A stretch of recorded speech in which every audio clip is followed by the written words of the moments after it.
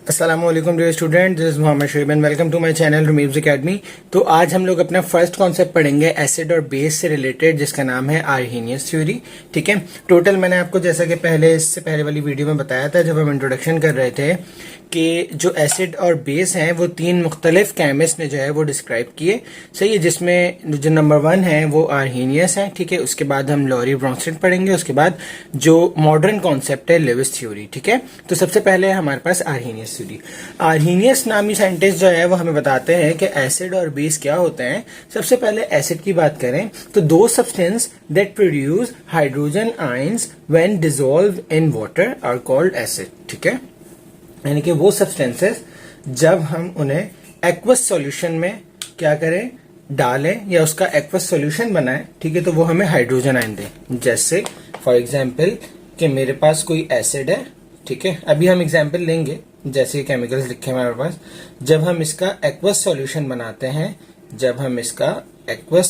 बनाते हैं तो हमें ये हाइड्रोजन आयन प्रोड्यूस करके दें। ऐसे सब्सटेंसेस को हम एसिड्स कहते हैं। ठीक है, इन द सेम वे वो सब्सटेंसेस जो हमें हाइड्रोक्साइड आयंस दें जब हम उनका एक्वस सॉल्यूशन बनाएं। एक्वस सॉल्यूशन का मतलब हो गया वाटर में डिसॉल्व करना। ठीक है, तो वो कहलाती हैं बेस। ठीक है, और इसको अगर हम लिखें तो हम इस तरीके से लिखेंगे कि बेस को अगर हम एक्वस सॉल्यूशन बनाएं तो हमें ये OH नेगेटिव आयन प्रोड्यूस करके देगा। ठीक है, अब आपके सामने कुछ एग्जाम्पल्स लिखी हैं। ठीक है, HCl, HNO3, H2SO4 are the examples of acid. ठीक है, whereas NaOH, KOH, NH4OH are the example of base. ठीक है, अब समझने की यहाँ पर नीड ये है कि सबसे पहले हम एसिड की बात कर लेते हैं। देखें H प्लस जो है ना वो मोस्ट रिएक्टिव है। जब हम इसका एक्वस सॉल्यूशन बनाते हैं, ठीक है, तो एक्वस सॉल्यूशन बनाने के बाद H प्लस तो है क्या, H के अंदर हाइड्रोजन के अंदर क्या होता है, एक न्यूट्रॉन, एक इलेक्ट्रॉन, एक प्रोटॉन। जब एक इलेक्ट्रॉन निकल गया तो क्या रह गया, प्रोटॉन। न्यूट्रॉन के ऊपर कोई चार्ज नहीं होता, तो H plus is basically a proton. ठीक है, तो ये जो प्रोटॉन होता है ना वो हाईली रिएक्टिव होता है। क्या होता है, हाईली रिएक्टिव। तो जब भी ये एक्वस सॉल्यूशन के अंदर ब्रेक होता है, मतलब एसिड, ये बात इनकी है ठीक कि जब भी एसिड जो है उसको वाटर में डिसॉल्व करते हैं तो aqueous solution H plus ion में टूटता है, लेकिन H प्लस आयन में मौजूद नहीं रहता, हमें H प्लस आयन दिखेगा नहीं। क्यों? क्योंकि H प्लस जो है वो मोस्ट रिएक्टिव एलिमेंट होता है। ठीक है, लिहाजा ये क्या करता है, ये जो बाकी के H2O के मॉलिक्यूल्स हैं उनके साथ रिएक्ट करके ये बना देता है हाइड्रोनियम आयन H3O+। ठीक है, H3O+। तो ये इनकी एक जो है ना वो लिमिटेशन अभी हम पढ़ेंगे, तो ये इनकी एक लिमिटेशन थी, मतलब इनका एक ड्रॉबैक था कि इन्होंने ये बात हमें नहीं बताई। लेकिन यहां तक इन्होंने आधी बात बताई, ये आधी बात इनकी ठीक है, ये बात एक्स्ट्रा थी जो इनका ड्रॉबैक था। ठीक है, अब अगर हम एग्जाम्पल्स की बात करें तो जैसे HCl है, मेरे पास एग्जाम्पल लेते हैं हम लोग। ठीक है, HCl, ये रहा हमारे पास HCl। एक एग्जांपल लेता हूं, जब मैं इसका एक्वस सॉल्यूशन बना रहा हूं, एक्वस सॉल्यूशन का मतलब क्या हो गया कि इसको मैं वाटर में डिसॉल्व कर रहा हूं। तो जब मैं इसको वाटर में डिसॉल्व करूंगा तो ये क्या करेगा, ये मुझे प्रोड्यूस करके देगा हाइड्रोनियम आयन, यानी कि ये, अब उन्होंने जो H प्लस की फॉर्म में लिखा है लेकिन हम लिख रहे हैं हाइड्रोनियम आयन। ठीक है, जो कि पॉजिटिव होगा, और इसके अलावा ये हमें दे देगा क्लोराइड आयन, ठीक है, जो कि नेगेटिव होता है।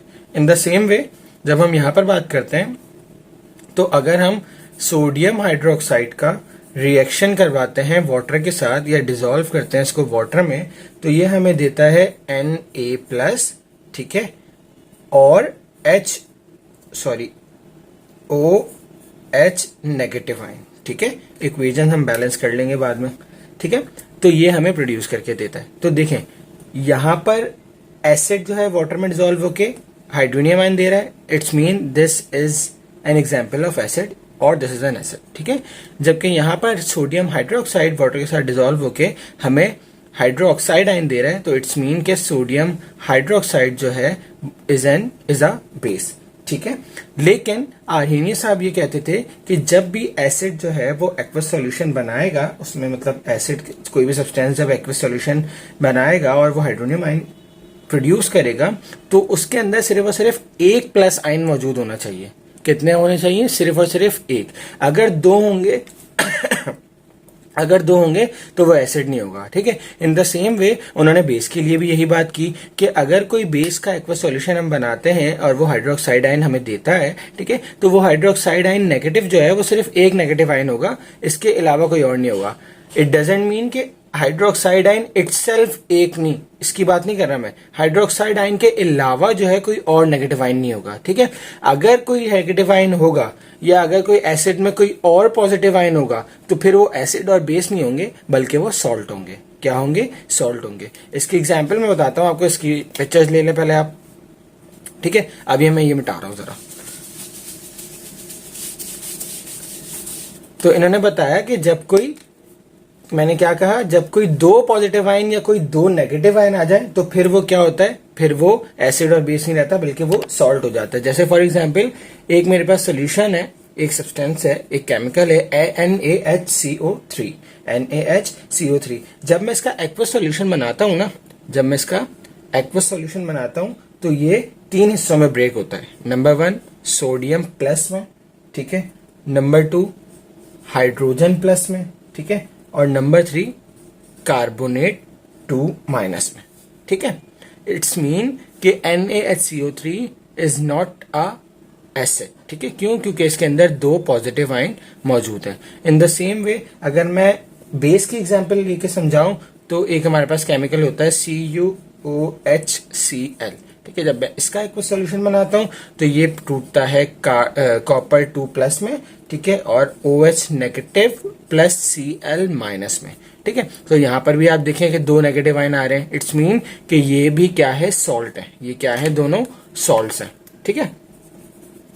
समझ आ गई? तो ये थी इनकी थ्योरी। अच्छा, अब लिमिटेशन की अगर बात करें तो टोटल ना 3 लिमिटेशन आपकी बुक में लिखी हुई है, 3 ड्रॉबैक।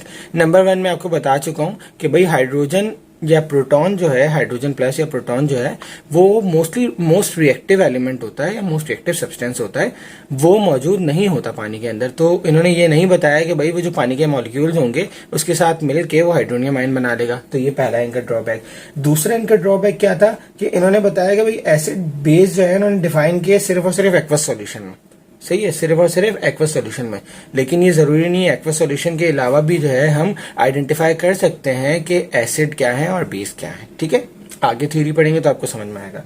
और नंबर 3 और इनका जो मेजर ड्रॉबैक था वो ये था कि उन्होंने सिर्फ और सिर्फ मेटल ऑक्साइड्स के बारे में बताया कि ये बेस होती हैं, ठीक है। मेटल हाइड्रोक्साइड के बारे में इन्होंने हमें जिक्र नहीं करके बताया। तो ये इनका ड्रॉबैक था, ठीक है। जैसे आपके लिखा हुआ है, और बहुत सारे केमिकल्स हैं उसकी भी एसिडिटी नहीं बताई, और बहुत सारे केमिकल्स हैं जिनकी बेसिसिटी नहीं बताई। तो ये सारे के सारे इनके लिमिटेशन थे जो आर्हेनियस थ्योरी में आते हैं, ठीक है। आपको इसमें examples, paper point of view से आपको इसकी डेफिनेशन याद करनी है, एग्जाम्पल याद रखनी है, ठीक है। MCQs पॉइंट ऑफ व्यू से इसमें बहुत सारे जो है वो क्वेश्चंस पूछे जा सकते हैं, ठीक है। आपका कॉन्सेप्ट क्लियर होना चाहिए, ठीक है। और दूसरा, इनकी लिमिटेशंस आपको याद होनी चाहिए, 3 की 3, ठीक है। इंशाल्लाह नेक्स्ट वीडियो के अंदर हम लॉरी ब्रॉन्सन थ्योरी लेकर आएंगे। तब तक अपना बहुत सारा ख्याल रखिएगा। अल्लाह हाफिज।